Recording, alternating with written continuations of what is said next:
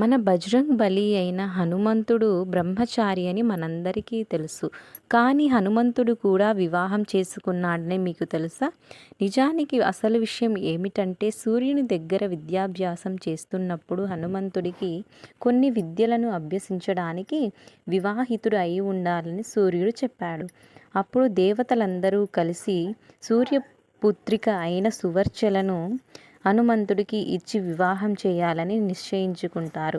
కానీ బ్రహ్మచర్య వ్రతాన్ని పఠిస్తున్న హనుమంతుడికి ఒక అనుమానం వస్తుంది. దాన్ని గమనించిన సువర్చలాదేవి మన వివాహం జరిగినప్పటికీ తమరి బ్రహ్మచర్యానికి ఎటువంటి ఆటంకం వాటిల్లదు అని చెప్పి వివాహం చేసుకుంటుంది. దాని తరువాత హనుమంతుడు సువర్చలాదేవిని తనలో కలిపేసుకుంటాడు, అనగా తనలో దాచేసుకుని లీనం చేసుకుంటాడు. ఈ విధంగా బ్రహ్మచర్యానికి ఎటువంటి ఆటంకం